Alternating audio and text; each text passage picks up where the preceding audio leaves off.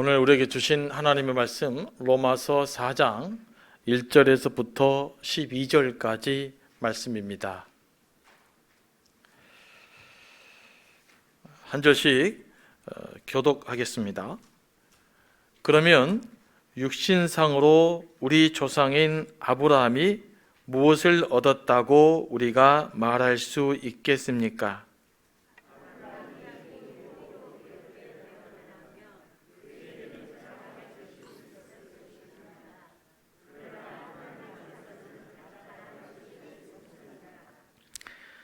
성경이 무엇이라고 말합니까? 아브라함이 하나님을 믿으니 하나님께서 그를 의롭게 여기셨다 하였습니다.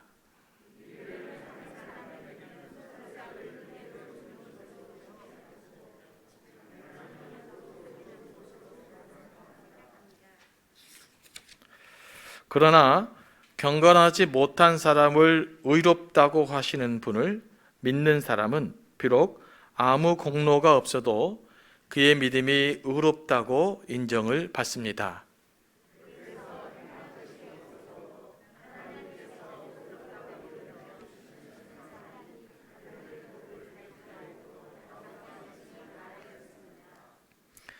하나님께서 잘못을 용서해 주시고 죄를 덮어 주신 사람은 복이 있다.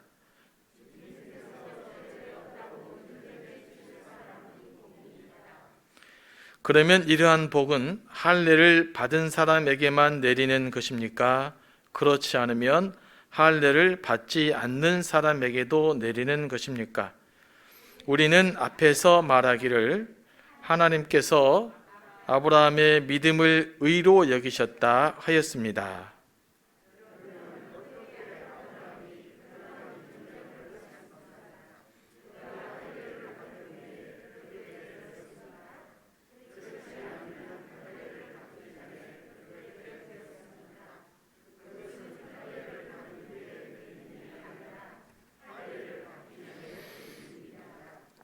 아브라함이 할례라는 표를 받았는데 그것은 그가 할례를 받지 않는 상태에서 이미 얻은 믿음의 의를 확증하는 것이었습니다. 그래서 그는 할례를 받지 않고도 믿는 모든 사람의 조상이 되었으니 이것은 할례를 받지 않는 사람들도 의롭다는 인정을 받게 하려는 것이었습니다.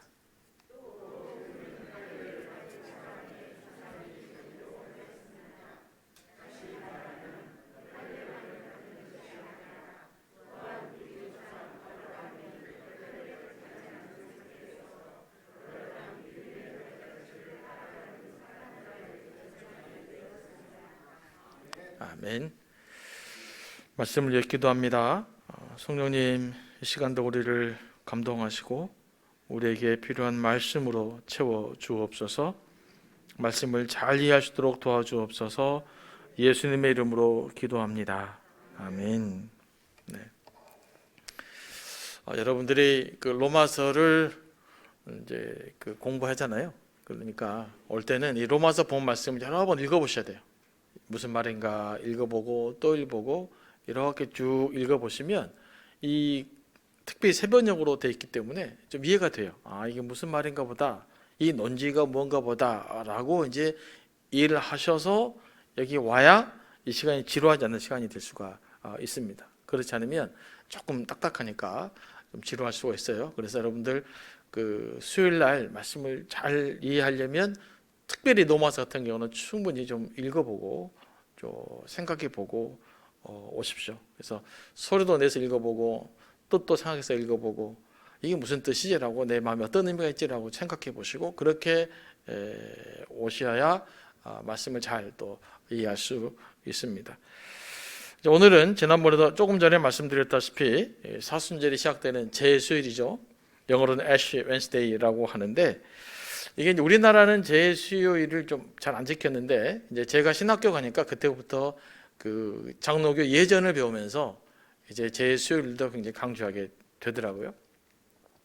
이제 한국에서는 캐톨릭이 좀 많이 했는데 미국 가보니까 그냥 보편적으로 사순절 그림이 수요일날 제수요일 그래가지고 이제 좀 뭐 루터란이라든지 캐톨릭이라든지 성공의 사람들은 정말로 또 죄를 머리에다 이렇게 그 십자가로 그리면서 시간을 보내기도 하고, 뭐 심지어는 뭐 침례교도 제 수요일 그래 특별하게 회개하는 예배도 드리고 그런 것들을 본 적이 있습니다. 그래서 이제 요즘은 제 수요일 그래가지고 사순절이 첫 번째 시작되는 시간, 사순절은 40일간인데 제 수요일로부터 시작해가지고 주일을 뺀 40일간입니다.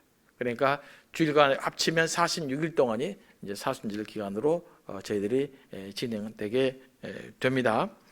특별히 이제 전통적으로 제 수요일이라고 명명하면서 사순절을 시작했다는 것은 뭐냐면, 그 욥이 특길과 제 가운데서 회개하나이다라는 말이 있잖아요. 그러면서 이 회개를 상징했어요. 죄라는 것을 죄를 뿌리며 기도한다는 것이, 그래서 40일 동안에는 특별히 죄를 뿌리면서 기도하는 것처럼 회개하는 마음으로, 절제하는 마음으로 사순절을 보내겠습니다라고 하는 결단이에요.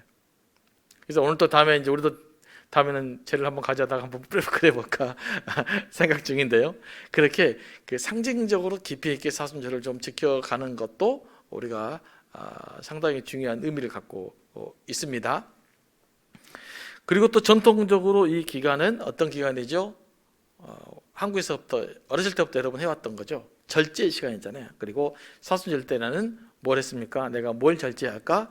절제 목록도 작성해보고, 또 뭐 마지막 고난 주간에는 또 금식도 하고 그러면서 사순절을 보냈습니다. 저는 그렇게 보내는 것이 기독교 전통에서 굉장히 중요한 건데, 현대 교회가 발달되면 이 사순절에 갖고 있는 기본적 의미를 많이 잃어버린 것 같아요. 뭐 꼭 그런 걸 해야 되느냐, 뭐 예배만 드리면 되지, 그렇게 생각하면서 그 예전이 갖고 있는 힘이 있거든요. 그것을 우리가 많이 좀 놓쳐버린 것이 있어요.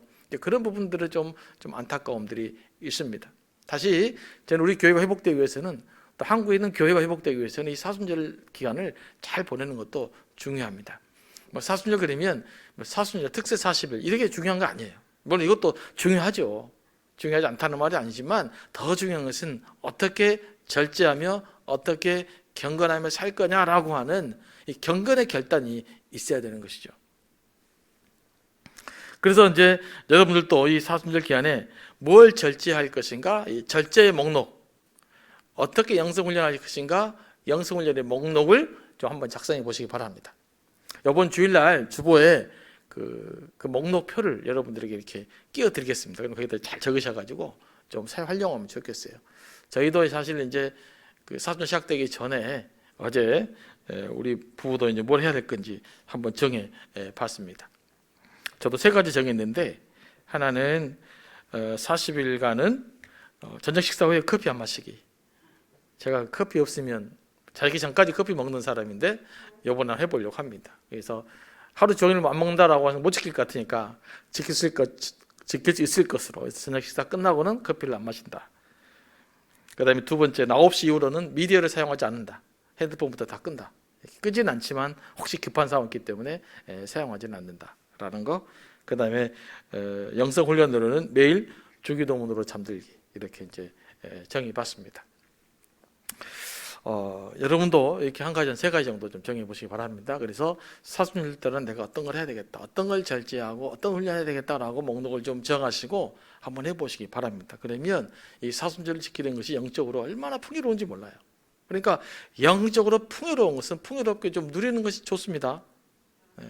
그런 것들을 누려야 돼요. 그러니까 신앙생활이 재밌으려면 영적으로 풍성해야 되는데, 영적으로 풍성하려면 이 절기 가운데 의미들을 잘 되새기며 살아가면 1년 신앙생활을 재미나게, 또 지루하지 않게, 또는 또 순간순간 우리가 방심하지 않게 신앙생활을 할 수 있습니다. 그런 의미에서 우리가 절기를 지킨 것이고, 제가 사순절 되기 전에 이렇게 막 데코도 하고 이런 것도 보라색도 하고, 이 모든 것들이 시작입니다. 열심히 지켜봅시다. 사순절 제대로 갑니다. 이런 메시지예요. 그래서 그런 메시지를 가지고 우리가 한번 사순절을 보냈으면 좋겠고요. 올해는 특별히 구절을 썼던 것은 뭐냐면, 성경 구절을 제가 크게 눈에 잘 보이게 하려고 했거든요. 한번 읽어볼까요? 저 위에 시작.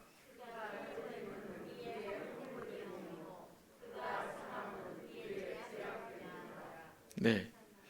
요즘은 진짜 우리 죄악 우리 허물들이 너무 많이 느껴지는 시간들이고, 이 기간에 예수께서 왜 죽으셨는가, 왜 찔리셨는가, 그건 과연 누구 때문인가 를 한번 좀 질문하면서 답을 찾아가면서 또 사순절을 보낼 수 있게 되기를 원합니다. 바울은 3장에서, 로마서 3장에서 그 믿음으로 의롭게 된다는 것을 계속 주장했지 않습니까? 믿음으로 의롭게 되는 것을 신학적인 용어로는 뭐라고 그럽니까? 칭의라고 해요. 칭의, 의롭게 칭해진다. 다시 말하면 의롭게 여겨진다는 뜻이죠.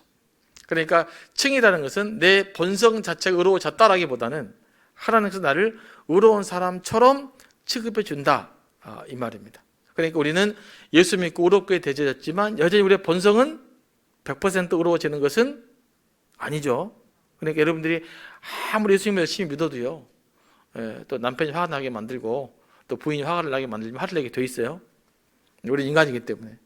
그런데 왜 나는 이렇게 화도 못 참는데 하나님의 사람인가? 왜 그럴까요? 왜 그럼에도 불구하고 여러분 의인일까요? 하나님 여러분을 의로운 사람처럼 취급해 주셨기 때문에 그래요. 여러분 의인이라고 불러주셨기 때문에 그래요. 그래서 이거는 뭐라고 그랬습니까? 법적인 용어다.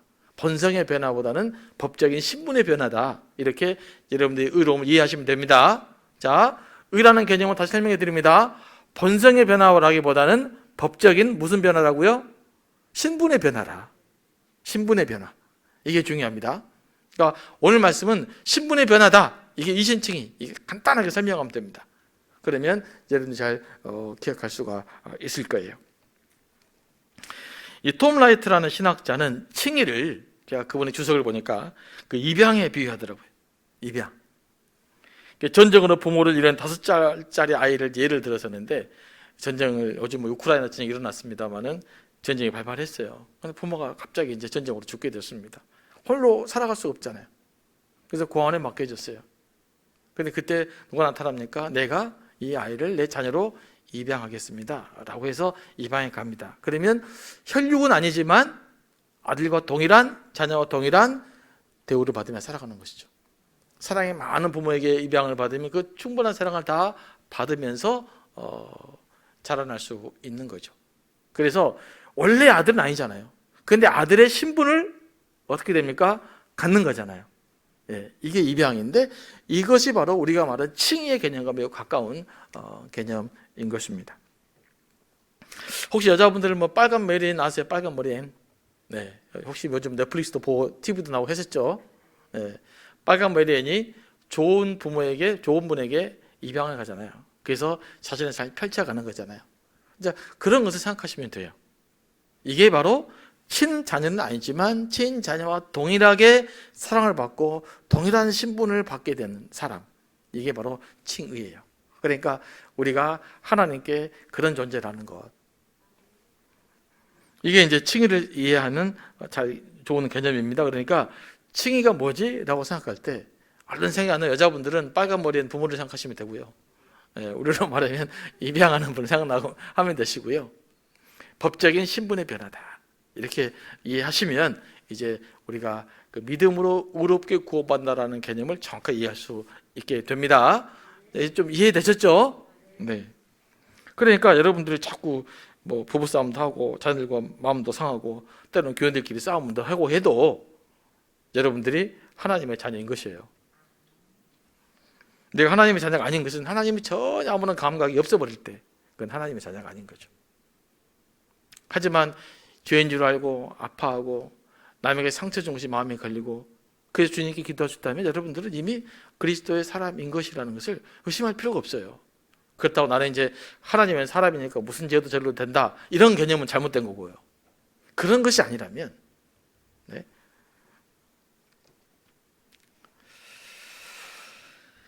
자, 그런데 이렇게 믿음으로 의롭게 된다는 사도 바울의 주장을 유대인들이 동조를 안 했어요. 잘. 그러니까 사도 바울이 로마서를 통해서 계속 이야기하고 있는 거예요. 로마 유대인들이 딱 받아들이면 편집할 것이 없잖아요. 받아들여버렸으니까. 자꾸 안 받아들이니까 사도 바울이 믿음으로 의롭게 된다는 이야기를 지속적으로 반복적으로 로마서뿐만 아니라 사도 바울의 서신들을 통해서 표현하고 있는 거예요. 우리가 믿음으로 의롭게 된다는 사실이 받아들인다는 것이 굉장히 쉽지 않습니다. 왠지 아십니까? 하나님의 은혜가 내가 뭔가 대가를 지불하잖아요. 그러면 귀해지는데 내가 대가를 지불하지 않고 받기 때문에 귀한지를 몰라요. 사람은 희한합니다. 내가 땀 흘리고 내가 수고하고 뭘 하면 그것이 귀하거든요. 그런데 내가 땀 흘리지도 않고 수고하지도 않고 이렇게 받으면 그걸 귀한지 모르고 살아요. 우리가 왜 환경 문제가 왜 일어나는지 아십니까? 공기 귀한지 모르고 살고 물 귀한지 모르고 살고 나무 귀한지 모르고 살고 그런 거 귀한지 모르고 사니까 위기를 겪는 겁니다. 그게 이제 인간의 문제예요. 이것이 인간의 문제이기 때문에 이런 인간의 보편적 습성에서 하나님의 은혜로 구원받았다는 사실이 이게 좀 믿어지기 힘든단 말이에요. 근데 복음은 이런 거예요. 이것을 사도 바울이 이야기하고 있는 것입니다. 그래서 이제 유대인들에게 논증하는 거기 위해서 누구를 들여야 됩니까? 오늘 본문에 누가 나와요? 아브라함이 한 번 언급되고 또 누가 언급됩니까? 다윗이 언급되고 있어요. 왜 사도 바울이 아브라함과 다윗을 이야기할까요? 아브라함과 다윗은 구약에서 대표적인 믿음의 사람이기 때문에 그래요. 그러니까 믿음의 사람 두 사람, 그러면 아브라함과 다윗이잖아요. 그래서 이 두 사람은 그럼 어떻게 이분들을 의롭게 되지 않는가를 살펴보면, 그러면 우리가 무엇이 진짜냐? 믿음으로 의롭게 되는 것이 맞느냐? 아니면 행위로 의롭게 되는 것이 맞느냐라는 것을 한번 두 분을 통해서 살펴보자라고 하는 것이 사도 바울의 이제 주장인 것이죠. 먼저 아브라함에 대해서 이야기합니다. 그러면 육신상으로 1절입니다. 우리의 조상인 아브라함이 무엇을 얻었다고 우리가 말할 수 있겠습니까? 이렇게 기록되어져 있죠. 무엇을 얻었다는 말 표현보다도 이 1절 전체를 명확하게 살펴보면 이런 뜻이에요. 그러면 아브라함의 경우는 어떻습니까? 이런 말입니다. 이런 말을 이렇게 직역으로 하다 보니까 이 말이 좀 꼬이는데, 이 말이 1절은 무슨 말이냐면, 그러면 아브라함은 어떤 경우입니까? 한번 살펴봅시다. 그런 구절이 1절 말씀입니다. 아브라함은 믿음의 조상 하나님의 의의 기원이죠. 그래서 살펴보는 겁니다. 2절 말씀 봅니다. 아브라함이 행위로 의롭게 되었다라면, 만약에 그가 잘나서 의롭게 되었다면 그에게는 자랑할 것이 있었을 것입니다. 그러나 하나님 앞에서는 자랑할 것이 없습니다. 그렇다면 무슨 말이죠? 아브라함은 자신의 행위로 의롭게 되지는 않았다. 그죠? 그러니까 아브라함은 결국 자기가 의롭게 된다 해도 자랑할 것이 없다. 이것을 이야기하고 있는 거죠. 우리가 요즘 이제 제가 창세기 묵상하면서 로마서를 묵상하는데, 이 창세기 전반 부분하고 로마서랑 너무 맥이 같이 가더라고요. 그러죠? 지금 창세기 1장부터 여러분들이 강의를 들었습니다만은 이 부분하고 지금 로마서 굉장히 같은 궤를 맞추고 있어서 제가 일부러 맞춘 건 아닌데 하다 보니까 참 너무 궁합이 잘 맞는 본문 선택이었다는 생각을 하게 됩니다. 자, 우리가 지지난주 살펴봤죠. 창세기 12장에서 기근이 일어났어요. 네게부에서 어떻습니까? 아브라함이 가족들 이끌고 애굽으로 가잖아요. 그래서 무슨 일이 벌어집니까? 애굽에서 살려고 자기 이쁜 아내를 누이라고 속이고 바로 후궁으로 줘버렸어요. 보니까 아주 비열하잖아요. 그러니까 이런 사람이 믿음의 조상이다, 이 사람의 행위가 바로보다 나은 것이 뭐 있느냐라는 하나의 반증의 이야기입니다. 그런데 얼른 볼 때는 바로보다 못한 사람처럼 보인 아브라함이 믿음의 조상이라면 아브라함은 행위로 구원받은 거냐, 믿음으로 얻게 되는 거냐 라고 했을 때 여러분 어떻게 생각되십니까? 아브라함이 적어도 그의 행위가 완벽해서 구원받은 것은 아니다. 물론 아브라함이 다른 사람보다 좋은 점이 있어요. 믿음의 담대함도 있었고 또 아량도 있었고 양모의 미덕도 있었지만 적어도 아브라함은 완벽한 사람은 아니었다. 어떨 때는 위기에 직면할 때는 그도 여전히 비겁한 한 인간에 불과했다. 그런데 이 사람도 믿음의 조상이다. 그렇다면 아브라함이 의롭게 되는 기준은 그의 행위에 있었던 것이 아니다. 사도 바울이 이야기하고 있는 거예요. 그러면 아브라함은 어떻게 의롭게 된 것인가? 3절 말씀입니다. 성경이 무엇이라고 말합니까? 아브라함이 하나님을 믿으니 하나님께서 그를 의롭다고 여기셨다 하였습니다. 자, 아브라함이 어떻게 의롭게 됐다고요? 뭘 믿었다고요? 하나님을 믿으니 하나님께서 그를 의롭다고 여기셨다라는 거예요. 이게 창세기 15장 6절 말씀입니다. 창세기 15장 한번 펴보실래요? 15장 4절부터 6절까지. PPT를 얼른 찾을 수 있으면 띄워주시면 더 좋고요. 그냥 넘어가도 됩니다. 자, 그러면 여기를 다 같이 한번 읽어보겠습니다. 시작. 여호와의 말씀이 그에게 임하여 이르시되 그 사람이 내 상속자가 아니라 내 몸에서 날 자가 내 상속자가 되리라 하시고 그를 이끌고 밖으로 나가 이르시되 하늘을 우러러 못 별을 셀 수 있나 보라. 또 그에게 이르시되 내 자손이 이와 같으리라. 아브라함이 여호와를 믿으니 여호와께서 이를 그의 의로 여기시고 이렇게 이야기합니다.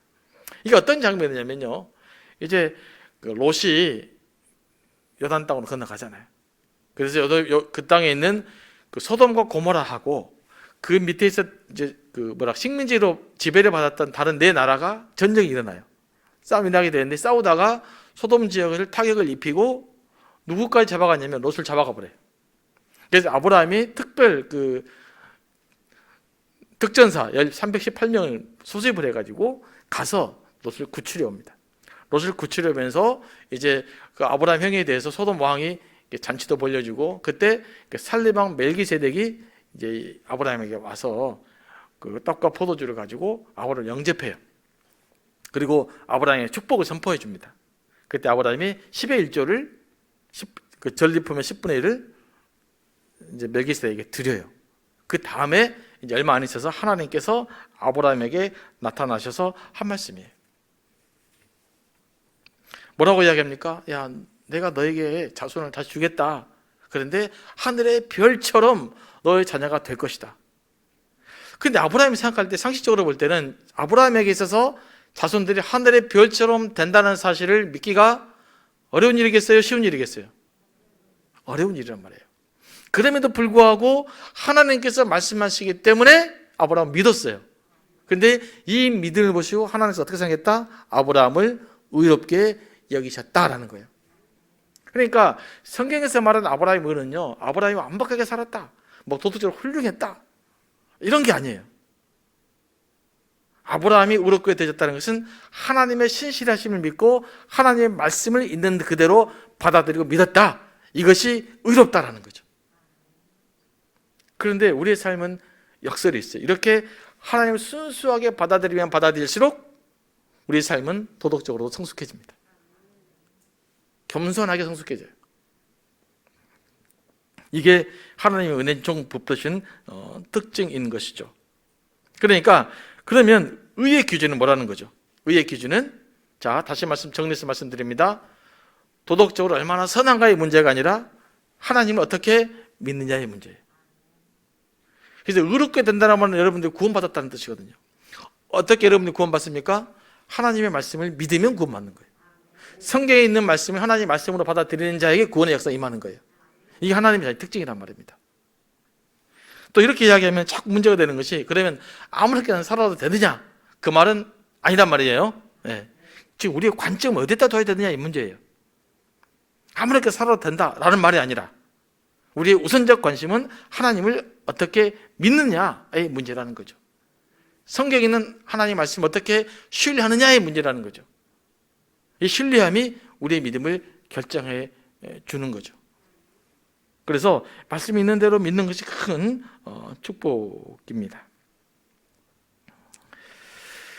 율법 할례로 의롭게 된다고 주장하는 것은 아브라함의 기준으로 보면은 어떻게 됩니까? 맞지 않다라고 사도 바울이 이야기하고 있는 거잖아요.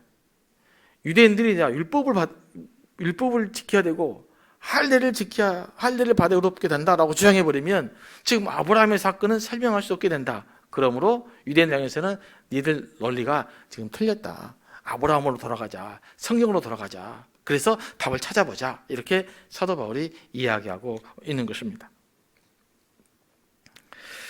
자, 그러면서 4절에 부연 설명하죠.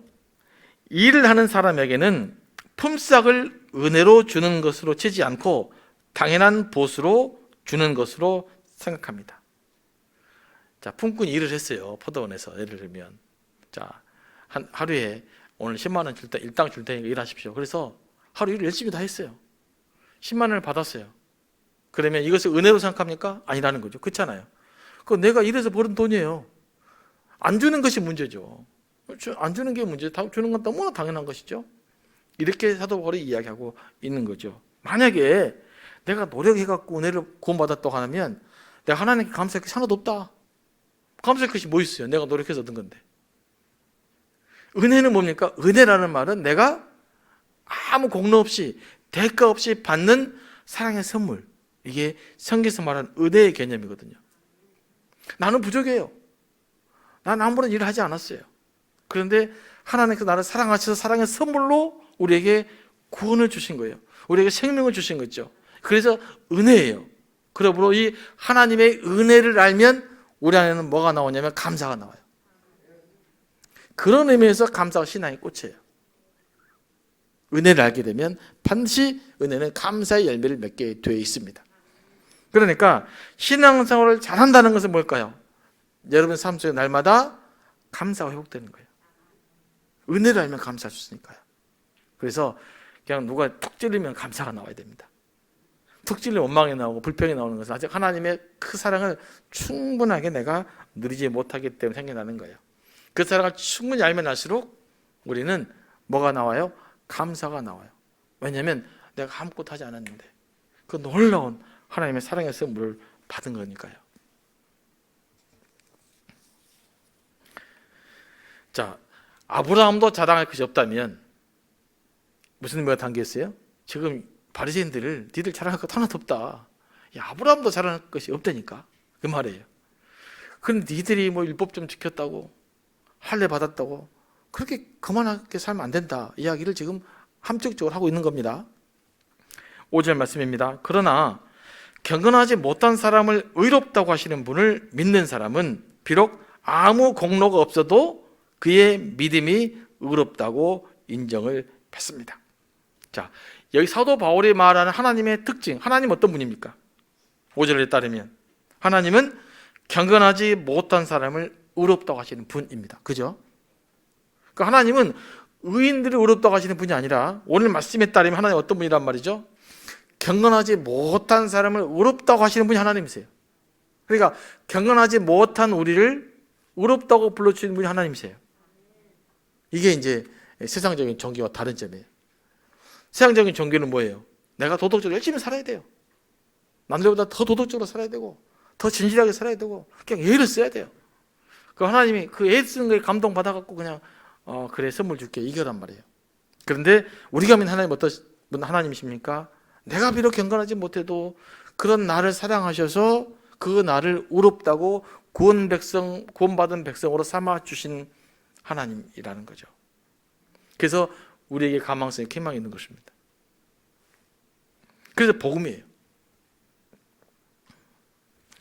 6절로 넘어갑니다. 그래서 행한 것이 없어도 하나님께서 의롭다고 여겨주시는 사람이 받을 복을 누가 말했다? 다윗이 다음과 같이 말했다 이 말입니다. 자, 다윗은 어떤 분입니까? 조금 전에도 말했지만 아브라함과 함께 대표적인 믿음의 조상이에요. 그러니까 이스라엘이라는 구체적인 나라의 어찌 보면 그 일대 대통령과 마찬가지예요. 물론 사울이 있지만 정통성을 가진 선민 이스라엘 백성의 출발점이 이제 다윗과 같은 다윗인 것이죠. 그런데 그 이스라엘 백성들을 존경하는 성군 다윗이 이런 말을 했다라는 말은 뭘 의미가 있을까요? 이 다윗을 언급할 때 사람들은 뭘 생각할까요? 네, 무슨 사건이 있었죠? 밧세바와 가늠한 사건을 기억하고 있는 거예요.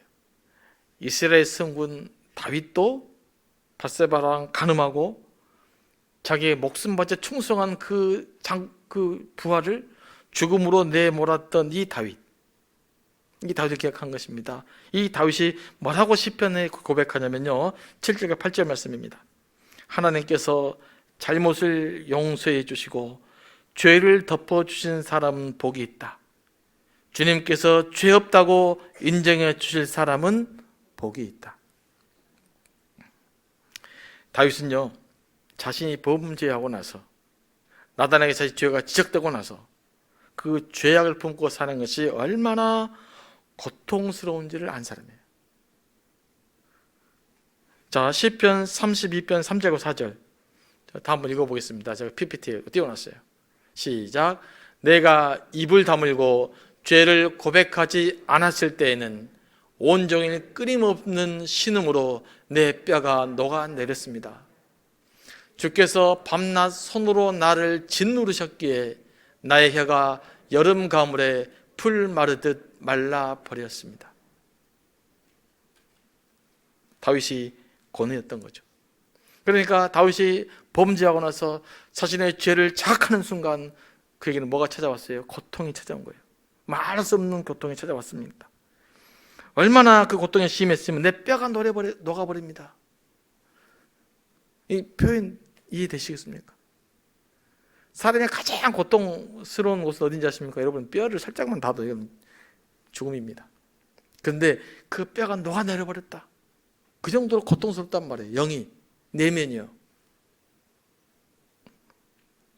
그리고 주께서 밤낮 나를 짓누르셨다. 이런 느낌을 갖는 거고요. 내 혀가 여름 가물에 풀 마르시 말라버렸습니다. 그러니까 그런 엄청난 고통을 겪는 거예요. 이렇게 죄로 신음해 본 사람은 그 죄를 용서함 받고 사함 받는 것이 얼마나 놀라운 축복인지를 알아요. 하나님 이런 마음을 기뻐하시는 거예요. 그래서 이 죄 때문에 고통받아 본 사람은 알아요.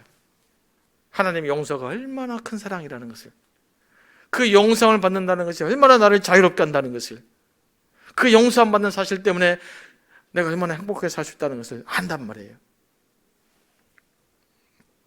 그래서 이런 바울의, 이런 다윗 입장에서 생각해 보면 나의 의를 내세우는 것보다는 오히려 나의 죄를 알고 뇌의 죄를 깨닫고 뇌의 죄를 용서해 주신 하나님의 고마워라는 사람, 이게 하나님 기뻐하시는 것이고 이게 진짜 복이다라고 이야기하는 거예요. 그래서 도덕적으로 내가 나를 의를 주장하는 사람과는 전혀 다른 맥락에서 기쁨을 누리는 것이잖아요. 그래서 이 다윗의 이야기를 한번 들어봐라. 다윗도 이렇게 고백하고 있지 않느냐. 자기가 죄를 지었을 때 그 죄를 깨닫고 아파하고 고통스러워하고 하나님의 용서를 받은 그 다윗이 의롭게 여겨졌다면 우리는 우리의 의로운 행위나 도덕적 행위를 남들에게 자랑할 수도 없고 그것이 내 구원의 조건도 되지 않는다라는 것을 다시 한번 이야기하고 있는 것이죠. 로마서 말씀이 사실 대단한 말씀이에요. 그래서 우리가 하나님의 은혜가 얼마나 큰지를 알려면요, 나를 돌아봐야 돼요. 내 내면을 딱 돌아봐야 돼요. 내 연약함을 들여다봐야 돼요. 나의 죄를 들여다볼 수 있어야 돼요. 그러면 하나님의 은혜가 자연스럽게 느껴집니다. 여러분, 그 은혜를 갖고 살아야 돼요. 이 시대에 그 은혜가 빠져버렸어요. 이 은혜를 회복해야만 살아요. 그래서 여러분 쭉 돌아보시고 나를 용서해 하나님의 은혜를 늘 좀 묵상할 수 있게 되길 원합니다. 사순절 기간에 이걸 할 수 있는 특별한 선물이에요. 사순전도 하나님의 은혜를 충분히 회복할 수 있는. 9절 말씀 봅니다. 그러면 이러한 복은 할례를 받은 사람에게만 내리는 것입니까? 그렇지 않으면 할례를 받지 않는 사람에게도 내리는 것입니까? 우리는 앞에서 말하기를 하나님께서 아브라함의 믿음을 의로 여기셨다 하였습니다. 그러니까 이 복은 어떤 복이란 거예요? 할례를 받았냐 받지 않았냐와는 상관이 없다라는 말이죠. 10절 말씀입니다. 그러면 어떻게 아브라함이 그러한 인정을 받았습니까? 그가 할례를 받은 후에 그렇게 되었습니까? 그렇지 않으면 할례를 받기 전에 그렇게 되었습니까? 그것은 할례를 받은 후에 된 일이 아니라 할례를 받기 전에 된 일입니다. 이제 유대인들을 설득시키기 위해서 다시 한번 더 시간적인 검증을 해보는 거죠. 자, 그러면 아브라함이 언제 의롭게 됐느냐? 할례를 받은 후에 믿음으로 의롭게 되졌느냐? 아니면 믿음으로 의롭게 된 후에 할례를 받았느냐? 시간 한번 체크해 보자 이 말이죠. 자, 그러면 오늘 말씀에 보면 시간이 뭐가 빠릅니까? 아브라함이 믿음으로 의롭게 된 사건이 할례보다 빨라요. 할례는 이제 나중에 일어납니다. 그렇다면 무슨 말이에요? 할례라든지 율법적인 조건에 따라 아브라함이 의롭게 된 것이 아니라, 아브라함은 지금 아브라함이 불리움받은 상태는 아브라함이 유대인들의 기준으로 보면 유대인들입니까? 이방인입니까? 유대인의 기준으로 보면 아브라함 이방인이에요. 유대인들의 기준으로 보면 바벨론 쪽에 있었으니까, 이라크 쪽에 있었으니까요. 바벨론 문명 안에 살았던 사람이잖아요. 그 사람이 의롭게 돼서 우리 믿음의 조상이 되었다라는 거죠. 그러니까 아브라함이 믿음으로 의롭게 된 사건은 할례부터 훨씬 이전의 사건이다. 그러니까 할례나 율법으로 가지고 아브라함을 재단하고 믿음을 재단하고 다른 이방인들 평가하고 판단하지 말아라, 이 이야기를 사도 바울이 하고 있는 것입니다. 그러면 할례는 뭐냐? 11절, 아브라함이 할례라는 표를 받았는데 그것은 그가 할례를 받지 않는 상태에서, 굉장히 중요합니다, 이미 얻은 믿음의 의를 확증하는 거였다. 그러니까 할례를 받아서 의롭게 된 것이 아니라 아브라함이 의롭게 되어졌는데 그 아브라함이 의롭게 되어졌다는 표시로서 할례를 받았단 말이에요. 그래서 그는 할례를 받지 않고도 믿는 모든 사람의 조상이 되었으니 이것은 할례를 받지 않는 사람들도 의롭다는 인정을 받게 하려는 것이었다. 그러니까 하나님이 애초에 아브라함을 불렀을 때 여기까지 계획하셨단 말이에요. 그러니까 아브라함은 할례를 받은 사람에게서도 믿음의 조상이 돼요. 왜냐하면 믿음에 대한 확증으로 할례를 줬기 때문에. 그러면 할례를 받지 않는 사람에게도 믿음의 조상이에요. 왜냐하면 그는 믿음으로 하나님 의롭게 됐기 때문에. 그러므로 아브라함은 믿음의 조상이 된 것은 우리가 할례를 받으나 받지 않으나 상관없이 하나님의 은혜로 됐다는 하나의 상징적인 사건이다, 이 이야기를 지금 사도 바울이 하고 있는 겁니다. 그래서 여러분들이 이 아브라함을 배울 때 있잖아요. 창세기 아브라함 묵상에 갑니다만은 하나님이 아브라함을 어떻게 이끌어 가시고 보고 주셨는가도 우리가 봐야 되지만, 하나님께서 어떻게 아브라함을 통해서 역사하셨는지, 아브라함을 통한 구원의 역사, 이걸 살펴보는 것도 중요해요. 그래야 창세기 아브라함 사건을 제대로 이해할 수 있어요. 어떻게 아브라함 사건이 예수 그리스도와 복음의 사건으로 연결되는가, 이것까지 살펴봐야 된다, 이 말입니다. 세례도 마찬가지죠. 세례를 왜 받습니까? 우리가 세례를 받아야 구원받은 건 아니죠. 그래서 내가 구원받았다는 확증으로서 세례를 받아요. 그래서 세례가 중요합니다.